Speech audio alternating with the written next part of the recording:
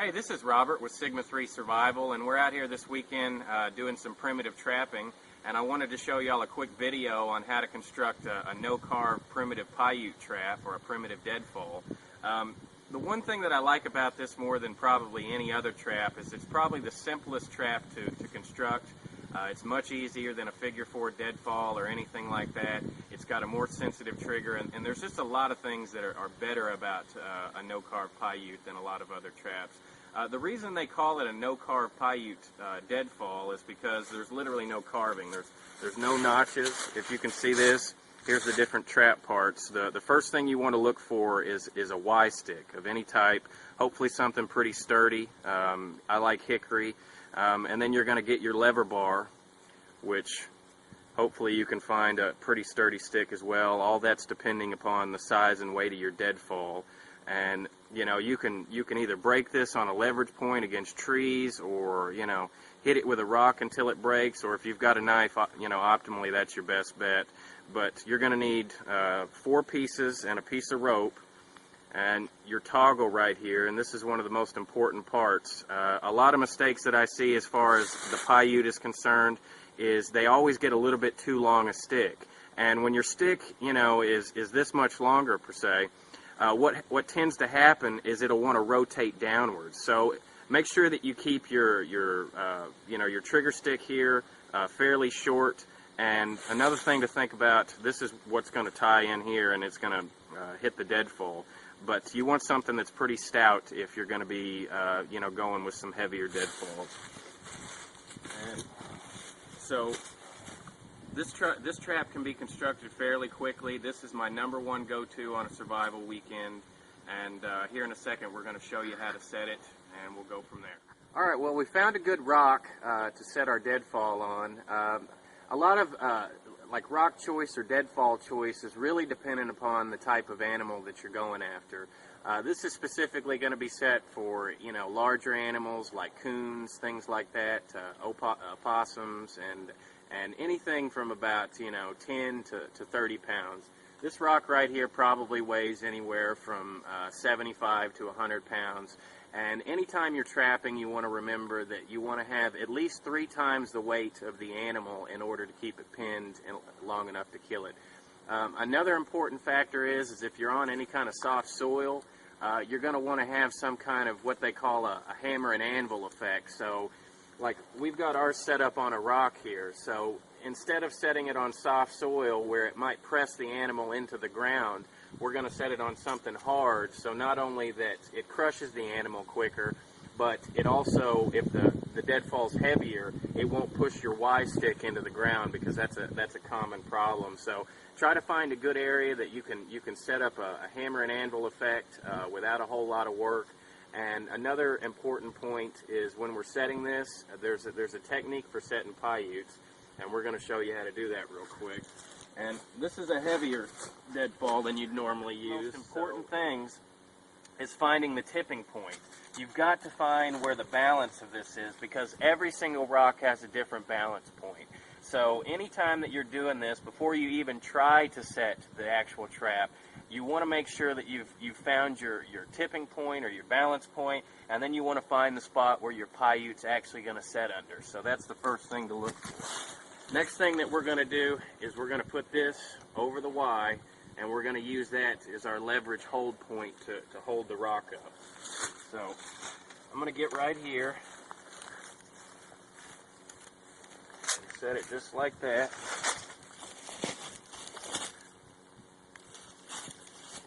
And the reason that you want to use or do it in this method is so that you never have to get your hands under the rock if you don't have to.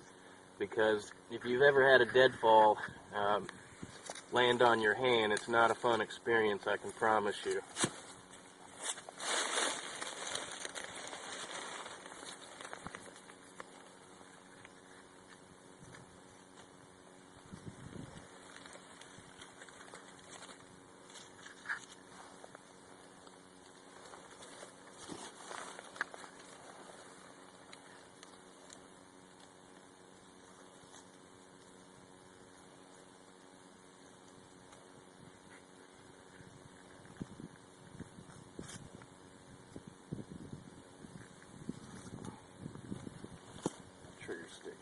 hair short.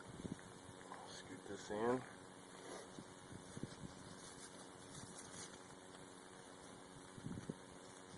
So you're putting all your weight or your leverage back here with my left hand, and then I'm slowly letting the weight settle in on the actual trap, and then I'm just going to hold the toggle back here. And like I said, you want to make sure that you keep that toggle short.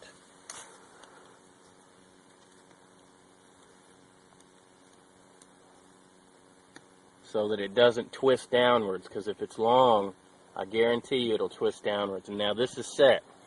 So just remember that you're going to put leverage on this side. Don't put your hands inside, because that's a big no-no, because these things will slip and they will fall. And make sure that you have a rock that has little notches underneath them, because if it's like a smooth sandstone and it's a heavier rock, you won't be able to set it. And the next thing that we're going to do is fence everything off, and then we'll have the trap set.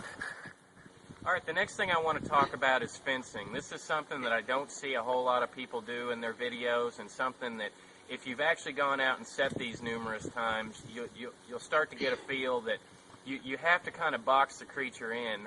Like smaller animals, for instance, let's say you're doing a smaller Pauite for things like, larger rats and mice and things like that.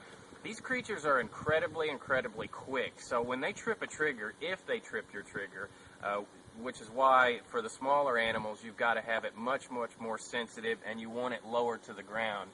But another thing that you have to do for these small creatures is when the trigger is tripped, sometimes these small mice and so forth are so attuned to any kind of movement that they'll actually be able to escape the deadfall before it hits the ground.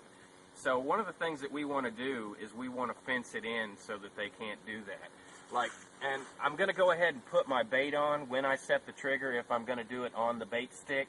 And if I don't have the kind of stuff that I can put on a bait stick, then I'm going to find a little cubby or corner back over here to where I can set the bait in, and he's got to come across the trigger in order to get to it. So I'll take these rocks and I'll set them up on the back side of this in order to create a fence that he's not going to want to walk through. And we don't want him hitting the trap prematurely, so we'll set up rocks to keep him from coming from this side. And I'll just throw leaves and lightweight things on top of it in order to keep him from coming in from this angle. And let's say I'm going for squirrels. One of the things I like to use is like little grub larva worms. You can dig them out of any kind of rotten log. And it's difficult to attach those to a bait stick, but when you crush them up, they really stink. So you can crush those up and rub them on the trigger stick, and then you can throw some back here in the corner that they're going to want to get. So I'll fence off one side and throw my bait off over to this corner, and I guarantee you that that's going to improve your odds of actually getting a meal, because if you don't, a lot of the times they'll trip it and get away. So now we're going to show you exactly how it works. We happened to find this perfect little skull. I don't want to crush this because it's too nice, but we're going to show you how well this trap works, and we're going to crush this turtle shell, which is pretty sturdy. This is a pretty decent one. So we throw this back in here, and the animal's going to come up from this angle, and especially if it's a larger animal, he's going to be off weight or off balance, and he's not going to be able to be real nimble around this trap like some creatures are. So he's going to come along, he's going to trip the trigger, crushes him, and you can see there's not going to be too much left of his skull. I guarantee you that would crack, any kind of 30-pound animal and under skull, if not larger than that. And these are the kind of traps that are going to put the food on the table. So these are the ones that you want to learn. It's just a few of the mini primitive traps that we teach. That's real simple. So come out and check out our classes, and we sure appreciate you.